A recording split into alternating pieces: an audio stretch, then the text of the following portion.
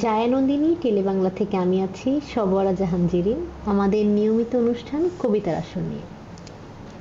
কবিতার আসরে আমরা চেষ্টা করি প্রতিনিয়ত নতুন নতুন কবিতা কিংবা নতুন নতুন আর্টিস্ট নিয়ে কাজ করার জন্য। তেমনই আজকে আমাদের এখানে অতিথি হিসেবে আছেন নোমান রহমান। তার সাথে কথা বলবো তার চিন্তা, আলোচনা এবং সাহিত্যের প্রতি তার ভালোবাসা নিয়ে আপনাদের সাথে শেয়ার করব। নোমান রহমান, কেমন আছেন আপনি? আলহামদুলিল্লাহ ভালো আছি। আপনি ভালো আছেন? জি, খুবই ভালো। আপনাকে জায়ানন্দিনীতে আমি স্বাগতম জানাচ্ছি। আপনাকে অনেক বেশি ধন্যবাদ, আর জায়ানন্দিনীকে অনেক বেশি ধন্যবাদ আমাকে এখানে আমন্ত্রণ জানানোর জন্য। আমরা যেহেতু আমাদের এটা কবিতার আসর, তো আমরা আপনার সাথে আলোচনা করার আগে আপনার কণ্ঠে একটি কবিতা শুনে নেই। ধন্যবাদ।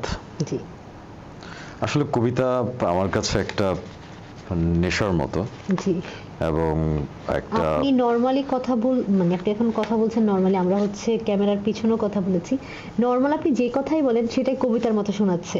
তা আমি জানি না আপনার কণ্ঠে কবিতা আরো কত দারুণ হবে। না, আমার কাছে কবিতাটা একটা মনের খোরাক। আমরা প্রতিদিন আমাদের যে গল্পগুলো সেগুলো কবিতা হয়ে যায়। জি, প্রতিদিন আমাদের চিন্তা ভাবনা, গল্প, তারপর আমাদের সবকিছু আপনি যখন সেটাকে কলম কলম দিয়ে লিখবেন তখন সেটা কবিতা, গান বা উপন্যাস, গল্প হয়ে যায়। যাক, আমি আমার লেখা একটা কবিতা দিয়ে শুরু করছি। অবশ্যই। কবিতাটার ক্যাপশন আমি দিয়েছি, ভালোবাসাহীন কোনো পৃথিবী হয়। আপনার যেহেতু এটা নিজের, আমি একটু আপনাকে বাধা দিলাম, আপনার যেহেতু এটা নিজের কবিতা, আপনি কবিতাটা লেখার আগে যে জিনিসটা চিন্তা করে কিংবা যে ইমাজিনেশন থেকে লিখেছেন, আপনি যদি আমাদের দর্শকদের সাথে শেয়ার করেন একটু। আসলে কি, আমার কাছে মনে হয়েছে যে আমাদের দিন দিন আমাদের পৃথিবীতে ভালোবাসাটা কমে যাচ্ছে। জি, এখন সব জায়গাতেই স্বার্থপরতা, ছোট ছোট স্বার্থের জন্য আমরা বড় বড় সম্পর্কগুলো বা বড় বড় স্বার্থগুলোকে আমরা জলাঞ্জলি দেই। তো সেই প্রেক্ষাপট দাঁড়িয়ে আমার মনে হয়েছে যে ভালোবাসাটা আমাদের প্রত্যেকের জন্য খুব জরুরি। সেটা হাজব্যান্ড ওয়াইফ হোক, সেটা প্রেমিক প্রেমিকা হোক, সেটা বাবা বন্ধু হোক, বাবা ছেলে হোক। তো প্রত্যেকটা সম্পর্কে আমার মনে হয় যে ভালোবাসাহীন আসলে কোনো পৃথিবী হতে পারে না। তো সেই চিন্তা ভাবনা থেকেই আমার এটা লেখা। আমার মনে হয় প্রত্যেকটা মানুষেরই মধ্যেই এই অনুধাবনটা আসলে থাকা উচিত। চলুন শুরু করি। ভালোবাসাহীন কোনো পৃথিবী হয়, যে শহরে তুমি নাই সে শহর আমার নয়, যে পৃথিবীতে তুমি নাই সে পৃথিবী আমার নয়। সবুজের পাহাড়ের দেয়াল আজ আমার আকাশ ছুঁয়েছে, কষ্টেরা মেঘ হয়ে এক প্রান্ত থেকে অন্য প্রান্তে ছুটে চলছে। আমি অপেক্ষায়, কবে কষ্টেরা বৃষ্টি হয়ে ঝরবে আমার গায়ে। অঝরে বৃষ্টি নামুক আমার পৃথিবীতে, তুমি না হয় বৃষ্টি হয়ে এসো আমার শহরে। তোমার মাদকতা আমাকে মুগ্ধ করুক, আমি বারবার তোমাতেই মুগ্ধ হতে চাই, যেমনটা হয়েছিলাম বহুবার, বহু বছর আগে। যতবার তোমার দিকে তাকাতাম এক একটা গল্প পড়া হয়ে যেত আমার। আজ আমি বড্ড ক্লান্ত, বড্ড শান্ত। আমি আজও তোমার অপেক্ষায় আছি, থাকবো। ভালোবাসাহীন কি কোনো পৃথিবী হয়, যে শহরে তুমি নেই সে শহর আমার নয়, যে পৃথিবীতে তুমি নাই সে পৃথিবী আমার নয়। আজও তোমার অপেক্ষায়, তোমারই অপেক্ষায়।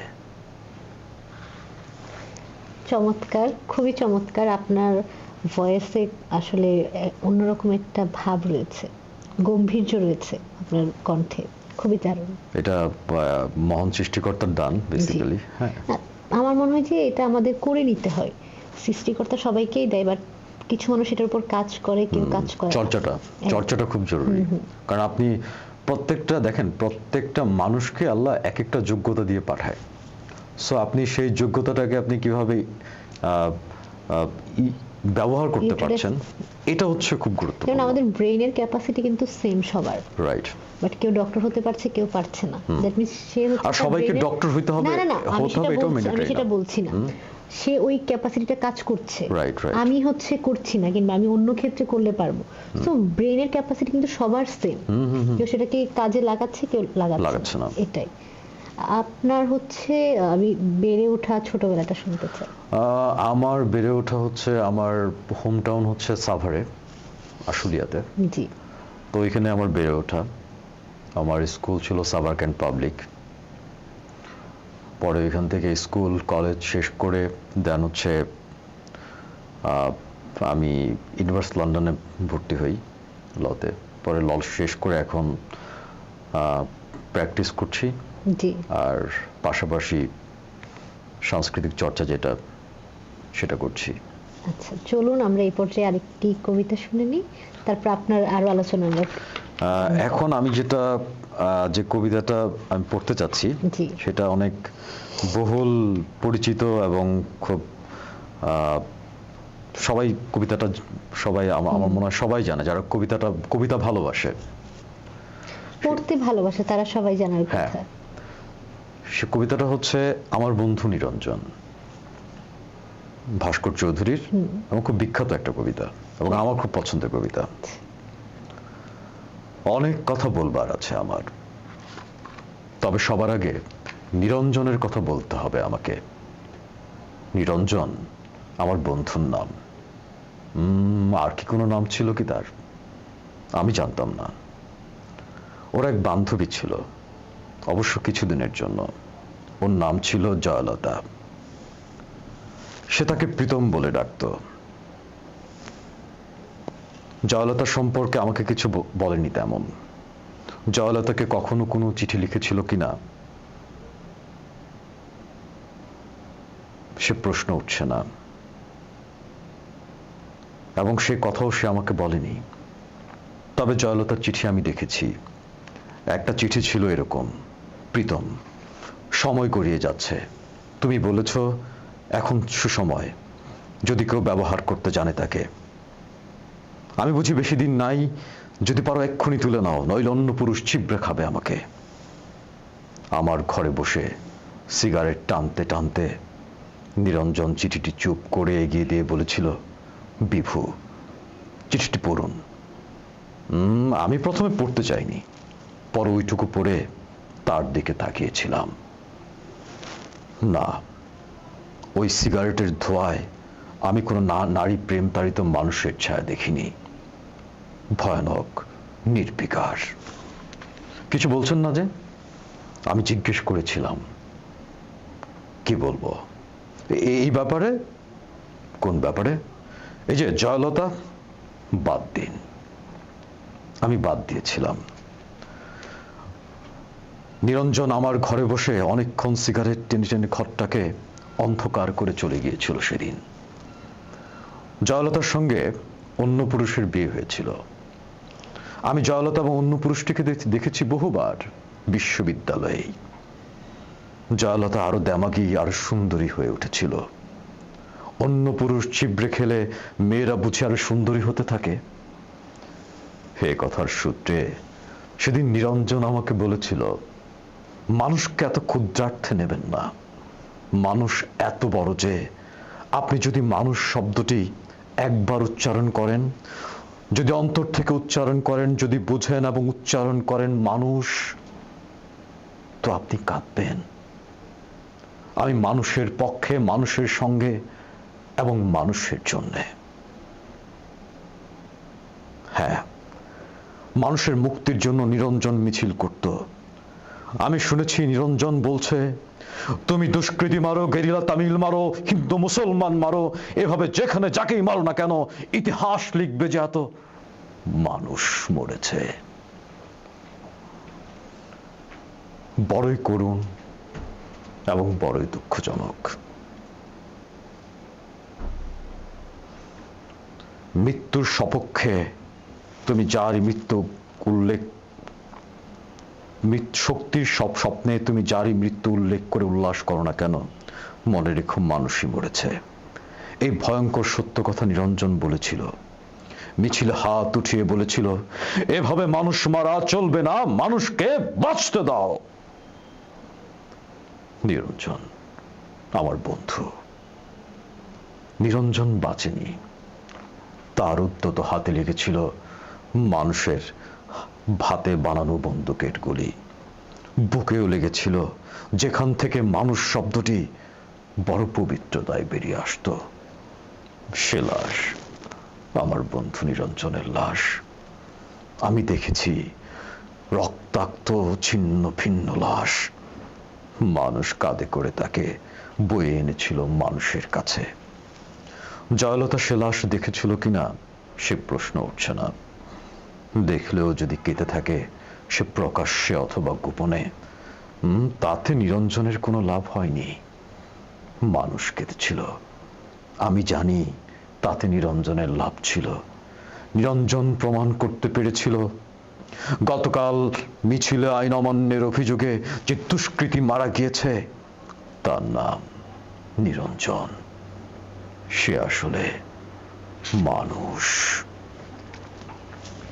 খুবই ভালো। আমি আমার আগে এই কবিতাটি মানে শোনা হয়নি, আজকেই শোনা হয়েছে। ধন্যবাদ। কিন্তু খুবই দারুণ, চমৎকার। আসলে লেখাটা মানে এটা যে কারোর জন্য পড়তে পারাটাই হচ্ছে আমার কাছে মনে হয় যে অনেক সৌভাগ্যের ব্যাপার। খুবই চমৎকার। আপনার ভয়েসে অন্যরকম একটা ব্যাপার আছে। আর কবিতাটার মধ্যেও প্রত্যেকটা লাইন আমার মনে হচ্ছিল যে এখন যে সিচুয়েশন চলছে সেটার সাথে একদম মিল। হ্যাঁ, সবসময়ের কবিতাটা। হ্যাঁ, সবসময়ের কবিতা, সময়ের কবিতা। সময়ের কবিতা। আপনার হচ্ছে এই যে আপনি বললেন যে আপনি লতে পড়াশোনা করেছেন, সেখান থেকে এই যে অ্যাক্টিং কিংবা হচ্ছে কবিতা লেখালেখি, এটার সাথে আপনার কিভাবে যোগসূত্র তৈরি হলো? মূলত হচ্ছে আমার ছোটবেলা থেকে আমি লেখালেখিটা করতাম। জি। এবং এমনও দিনকে যখন আমি ক্যান্ট পাবলিকে পড়তাম, তো আমাদের তো সকাল 8টা থেকে ক্লাস স্টার্ট হতো। তো আমার হঠাৎ করে আমার মনে হলো যে সবাই যেটা করে তার ভিন্ন কিছু করতে হবে। তো আমি কি করতাম, সারা রাত লেখালেখি করতাম। তো স্বাভাবিক, সারা রাত যদি লেখালেখি করি তাহলে তো ক্লাসে গিয়ে ঘুমাতে হবে। আমি কখনো পিছনে বসতে পারতাম না। আমি সবসময় ফার্স্ট বেঞ্চ অথবা সেকেন্ড বেঞ্চে বসতাম। তো ওইখানে বসে বসে দেখা যায় এভাবে ঝিমুঝুমু একটা ব্যাপার চলে আসতো। তো আমাদের যে ক্লাস টিচার ছিলেন খুবই রাগী ছিলাম। সে ম্যাম আমাকে দেখতে পারতেন না, আমি জানি না কেন। তো ম্যাম আমাকে 2 দিন দাঁড় করে রাখছে যে তুমি ঘুমাচ্ছ কেন। সো আমার লেখালেখিটা তখন থেকে, ছোটবেলা থেকে আসলে। তো তখন কি করলাম যে লেখালেখিটা একটু কমিয়ে দিলাম, যে আমার তো এভাবে যদি প্রতিদিন দাঁড়ায় থাকতে হয় আমার। 2 দিন দাঁড়ায় ছিলাম, পরে শিক্ষা হয়ে গেল। এটা কোন ক্লাসে? এটা তখন 7-এ পড়ি আমি। আচ্ছা, যথেষ্ট ছোট। তখনই লিখতাম, একটু বড় বড় লেখার চেষ্টা করতাম। স্কুলের যে ম্যাগাজিনগুলো ছিল, ইয়ারলি যে ম্যাগাজিনগুলো বের হতো, ওখানে আপনি আপনার লেখা দিতেন? হ্যাঁ, ওইখানে লিখতাম। তখন আমাদের এই স্পেসটা একটু কম ছিল, বাট আমাদের মূল ফোকাস করা হতো বেসিক্যালি হচ্ছে পড়াশোনাতে। আর সাভার ক্যান্ট পাবলিক, আপনি বুঝেন তো যে ক্যান্ট পাবলিক গুলো অনেক বেশি স্ট্রিক্ট হয়। তো সেই জায়গায় থেকে দাঁড়িয়ে আমাদের জন্য একটু কঠিন ছিল। বাট ব্যক্তিগতভাবে আমরা একটু মানে চেষ্টা করতাম। বাট লতে যখন ভর্তি হই তখন আমার কাছে মনে হয়েছে যে আমি একবার স্টেজ পারফর্ম করি একটা কবিতার। তখন এটা নির্মন্দ গুণের শুধু তোমার জন্য, এটা যখন করতে চাইলাম করলাম, তখন সবাই আমার পুরা ইউনিভার্সিটিতে আমার নাম হয়ে গেল হচ্ছে কবি। তা আমি বললাম, আমি তো তখন কেন জানি মনে হচ্ছে লয়ের সাথে কবিটা যায় না। তো আমি তখন থেকে লেখালেখিটা একটু কমিয়ে দিলাম। তো লাস্টের দিকে, যখন একদম লয়ের শেষের দিকে, আমাদের যে প্রিন্সিপাল ছিলেন খালেদ হাসান চৌধুরী, উনি দেখতাম যে স্টেজ পারফর্ম করছে, তার নিজের ব্যান্ড, সে আবার চেম্বার করছে, আবার টিচিং প্রফেশনে। সো আমার কাছে মনে হয়েছে ওয়াই নট, তখন থেকে আবার স্টার্ট করি আর কি, অ্যাক্টিভ হওয়া শুরু করেছেন। আচ্ছা, তাহলে হচ্ছে আমি আপনার যদি নিজের লেখার একটি কবিতা থাকে। হ্যাঁ, আপনি যে মানে লেখালেখির সাথে জড়িত, আপনার প্রথম কবিতাটা শোনার পর আমার মনে হয়েছে যে আমি আপনার নিজের লেখার একটি কবিতা শুনি। Thank you very much. আমি আরেকটা কবিতা পড়ছি। জি, আপনি যদি কবিতাটার ব্যাকগ্রাউন্ড বলেন, মানে দর্শকদের জন্য কিংবা আমার জন্য সুবিধা হয় কবিতাটার সাথে রিলেট করতে। বেসিক্যালি আমার যেটা হয় যে ব্যাকগ্রাউন্ড বলতে যখন আমার ভাবনা, যখন যেটা ভাবি সেটাই আসলে আমি লিখে ফেলি। অনেক কবিতা না আমি অতটা চিন্তা করে লিখি না, আর পাশাপাশি আমি একটু লেখার ক্ষেত্রে একটু অলস। হ্যাঁ, আমার অনেক চিন্তা ভাবনা আছে যেটা আমি পড়ছি, মানে হয়তো বা নিজে নিজে আমি লিখে ফেলছি, বাট কাগজে লেখাটা হয় না, মানে ডকুমেন্ট করে রাখা হয় না। রাইট, এই জন্য কি হয়, অনেক লেখা আমার কিন্তু হারিয়ে যায়। একটা লেখা পড়ছি, সেটা হচ্ছে, আমাদের ভালোবাসাটা হোক সব প্রথমের মতো, প্রথম প্রিয় মানুষের সাথে বৃষ্টি ভেজার মাদকতার মতো, পরন্ত বিকেলের 2 কাপ কফিতে, পরন্ত বিকেলের 2 কাপ কফিতে এই প্রথম পরম প্রশান্তিতে হাত ধরাধরির মতো, আমাদের ভালোবাসাটা হোক ঠিক প্রথমের মতো, ভালোবাসাটা হোক প্রশান্ত চিত্তে পবিত্র শুভ্রতায় প্রথম ইবাদতের মতো, কিংবা প্রথমবারের মতো গভীর জ্যোৎস্না রাতে সবচেয়ে প্রিয় মানুষের কোলে শুয়ে প্রিয় গানের সুরের মুহূর্তের মতো, আমাদের ভালোবাসাটা হোক ঠিক প্রথমের মতো, ঠিক প্রথমের মতো স্নিগ্ধ, কোমল, নির্মল, শুভ্র, গভীর আদরের মায়ায়। আমার মনে হচ্ছিল যে ছোট গল্পগুলো থাকে না, যে শেষ হয়েও হয় না শেষ, এই কবিতাটার রেশটা তেমন। শেষ হয়ে গেল, বাট মনে হচ্ছে যে না, আরো কিছু হবে, আরো কিছু থাকবে, সে আমাদের যেটা থাকে মনের মধ্যে। আমার কাছে মনে হয় কি জেরিন, সেটা হচ্ছে যে আমার কাছে মনে হয় যে ভালোবাসাটা সে একদম নির্মল হওয়া উচিত, স্বচ্ছ হওয়া উচিত। মানুষ ভালোবাসা মানে ভালোবাসা, নিখাত ভালোবাসা, কোনো চাহিদা নেই, এক্সপেকটেশন নেই। তো আপনি যখন প্রথম কাউকে ভালোবাসবেন, তখন দেখবেন যে আপনার ওই নিখাত, নির্মল একটা পবিত্রতা, হ্যাঁ, স্বচ্ছতা, স্নিগ্ধতা, এটা কিন্তু থাকবে, একটা গভীর, যেখানে মাদকতা থাকবে। তো এটা চিন্তা করেই হচ্ছে আমার এই আপনি, যেহেতু আমরা ভালোবাসা নিয়েই কথা বলছি, আপনার জীবনে ভালোবাসার মানুষ মানে আছে, কিংবা তাকে নিয়ে আপনার ভাবনা কি? বেসিক্যালি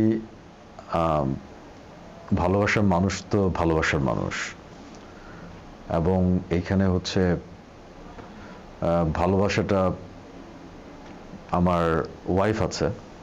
আমি সেটাই জানতে চাচ্ছিলাম। হ্যাঁ, জি, আমার ওয়াইফ আছে, সো সেই আমার ভালোবাসার মানুষ। উনি আপনার হচ্ছে এই যে প্রফেশনাল ক্যারিয়ার কিংবা এই যে আপনার সাহিত্যিক যে ক্যারিয়ারটা, দুটোকে আপনি কিভাবে দেখে কিংবা আপনাকে কিভাবে সাপোর্ট করে? না, আমাকে সবভাবেই সাপোর্ট করে, এবং হচ্ছে অনেক বেশি কোঅপারেটিভ জায়গাটা থেকে, এবং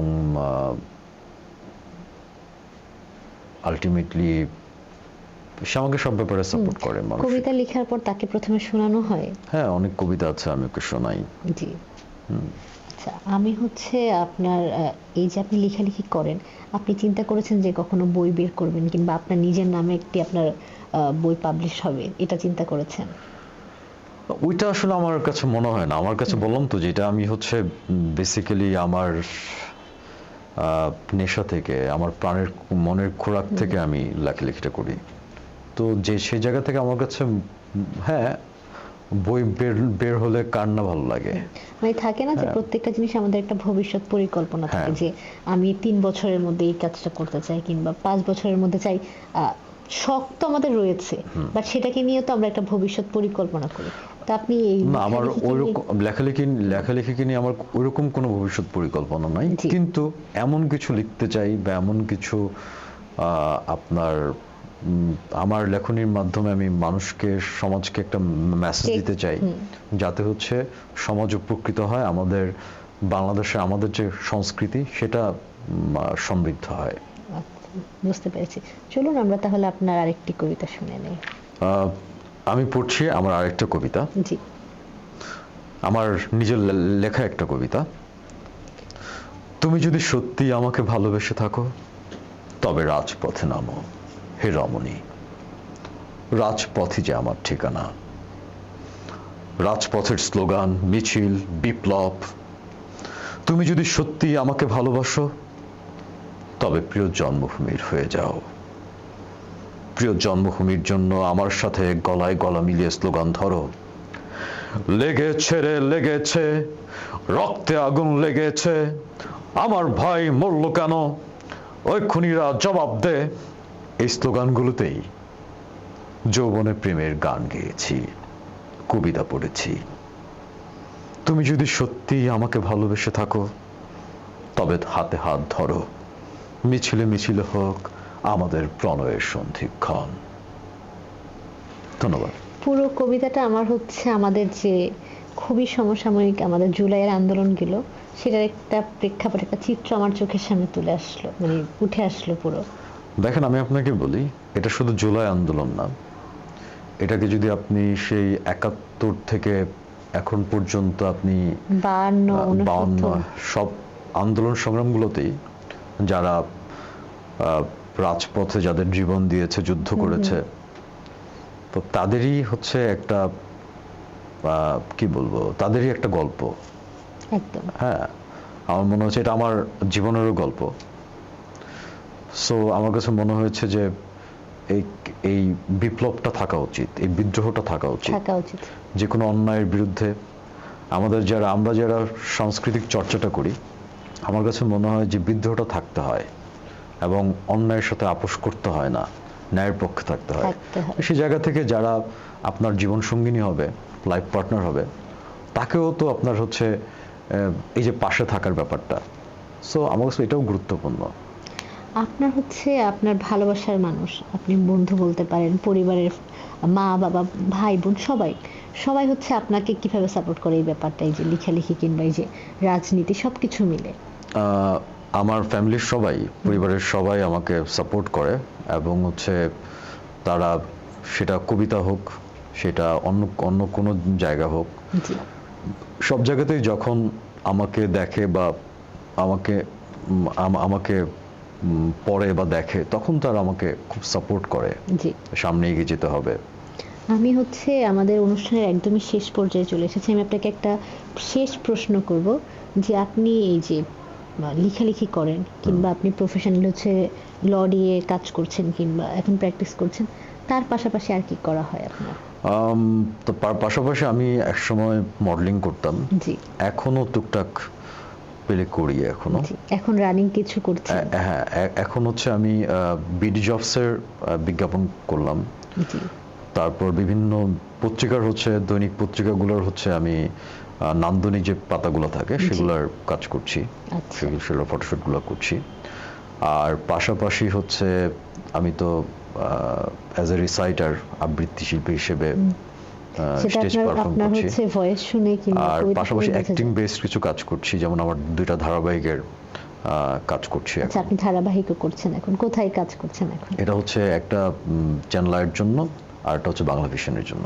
আচ্ছা, আপনার শেষ কবিতাটা আমি শুনবো, আপনার পছন্দের কবি আর তার একটা কবিতা দিয়ে আমরা আজকে আমাদের অনুষ্ঠানটি শেষ করব। আমার খুব পছন্দের একজন কবি হচ্ছে হেলাল হাফিজ। জি, আমারও খুব পছন্দের। এবং সে হচ্ছে দ্রোহের কবি, আমার কাছে মনে হয় সে দ্রোহের কবি, সে প্রেমের কবি, সে গভীরতার কবি, সে মায়ার কবি। সো তার প্রত্যেকটা লেখা আমার কাছে খুবই টাচি মনে হয়। ও, আপনি মানে আমরা যখন শুনতে পেলাম যে উনি আর নেই, তখন আপনার অনুভূতি কি ছিল? দেখেন, আমার কাছে এখন মৃত্যুটা খুব বেশি অস্বাভাবিক মনে হয় না। আমার কাছে মনে হয় যে মৃত্যুটা খুব স্বাভাবিক, এবং এই স্বাভাবিকের সাথে যে কোনো সময় আমাদেরই মিট হতে পারে। সো এটাকে নিয়ে কিন্তু খুব খারাপ লেগেছে যে একজন কবি যাকে সারা জীবন নিঃসঙ্গ থাকতে হয়েছে। আমার নিঃসঙ্গতা উনি নিজেই বেছে নিয়েছেন, কারণ ওনার তো হচ্ছে আমরা হচ্ছে ভালোবাসার মানুষ অনেকেই পায় না জীবনে, বাট তারপর হচ্ছে একাকিত্বটা সবাই বেছে নিতে পারে না। একাকিত্বটা অনেক কঠিন, কিন্তু উনি একাকিত্বটা বেছে নিয়েছেন নিজে থেকে। এবং একাকিত্বের মধ্যে একটা সৌন্দর্য আছে, একটা প্রেম আছে, একটা শান্তি আছে। কিন্তু আমি জানি না, যেহেতু ওনার সাথে আমার ওইভাবে কখনো দেখা হয়নি, ইচ্ছে ছিল, আমি শুনেছিলাম যে সে প্রেস ক্লাবে মাঝে মাঝে আসে, ইচ্ছে ছিল যাতে প্রেস ক্লাবে তার সাথে একদিন দেখা করব, বাট হয়ে ওঠেনি আমার জন্য, খুব দুর্ভাগ্যের।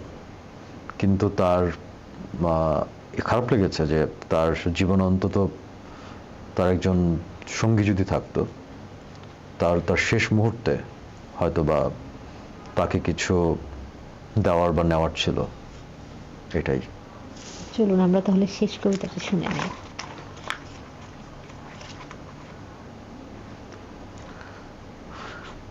আমি হেলাল হাফিজের একটা কবিতা পড়ছি, জি। ফেরিওয়ালা। কষ্ট নেবে, কষ্ট, হরেক রকমের কষ্ট আছে, কষ্ট নেবে, কষ্ট, কষ্ট নেবে, কষ্ট, হরেক রকমের কষ্ট আছে, কষ্ট নেবে, কষ্ট, লাল কষ্ট, নীল কষ্ট, কাঁচা হলুদ রঙের কষ্ট, পাথর চাপা সবুজ ঘাসের সাদা কষ্ট, আলোর মাঝে কালোর কষ্ট, মাল্টি কালারের কষ্ট আছে, কষ্ট নেবে, কষ্ট, ঘরের কষ্ট, পরের কষ্ট, পাখি এবং পাতার কষ্ট, দাড়ির কষ্ট, চোখের বুকের নখের কষ্ট, একটি মানুষ খুব নীরবে নষ্ট হবার কষ্ট আছে, কষ্ট নেবে, কষ্ট, প্রেমের কষ্ট, ঘৃণার কষ্ট, নদী এবং নারীর কষ্ট, অনাদর ও অবহেলার তুমুল কষ্ট, ভুল রমণী ভালোবাসার, ভুল নেতাদের জনসভার, তাসের খেলায় দুইটি জোকার নষ্ট হবার কষ্ট আছে, কষ্ট নেবে, কষ্ট, দিনের কষ্ট, রাতের কষ্ট, পথের এবং পায়ের কষ্ট, অসাধারণ করুণ চারু কষ্ট, ফেরিওয়ালার কষ্ট, কষ্ট নেবে, কষ্ট, আর কে দেবে আমি ছাড়া আসল শুভন কষ্ট, কার পুড়েছে জন্ম থেকে কপাল এমন, আমার মতো কজনের আর সব হয়েছে নষ্ট, কষ্ট নেবে, কষ্ট, আর কে দেবে আমি ছাড়া আমার মতো হৃষ্ট পুষ্ট কষ্ট, কষ্ট নেবে, চমৎকার, কষ্ট, খুবই চমৎকার। আমরা সেই সাথে আমাদের অনুষ্ঠানের একদমই শেষে চলে এসেছি। আপনাকে অসংখ্য ধন্যবাদ আমাদেরকে আপনার মূল্যবান সময় দেওয়ার জন্য। আপনাকেও অনেক বেশি ধন্যবাদ, এবং আপনার যে প্রাণবন্ত উপস্থাপনা, এটা আমাকে মুগ্ধ করেছে, এবং ধন্যবাদ আপনাকে, ধন্যবাদ জানাচ্ছি জায়ানন্দিনীকে আমাকে এখানে আমন্ত্রণ জানানোর জন্য। এবং আমি একটা কথা বলতে চাই যে বাংলাদেশের সংস্কৃতি আমাদের শিকড়, তা আমাদের নিজেদের সংস্কৃতিকে আমাদের বিকশিত করতে হবে, অন্য কোনো সংস্কৃতিকে ধার করে আমাদের যে শেকড়ের, আমাদের সংস্কৃতি, এটাকে আমরা সমৃদ্ধ করতে পারবো না। তো যখনই আমরা আমাদের সংস্কৃতিকে আমরা আন্তর্জাতিকভাবে আমরা তুলে ধরবো, তখনই আমরা জাতি হিসেবে সমৃদ্ধ হব। ধন্যবাদ আপনাকে, এবং ধন্যবাদ জায়ানন্দিনীকে। আপনাকেও অসংখ্য ধন্যবাদ। প্রিয় দর্শক, আপনারা শুনছিলেন নোমান রহমানের কণ্ঠে তার এবং আমাদের পরিচিত কিছু কবির কবিতা। আশা করি আজকের অনুষ্ঠানটি আপনাদের সকলের পছন্দ হয়েছে। আপনাদের সাথে আবার দেখা হবে জায়ানন্দিনীর কবিতার আসরের নতুন কোনো কবি নিয়ে। ততক্ষণ ভালো থাকবেন, জায়ানন্দিনী টেলিবাংলার সঙ্গে থাকবেন।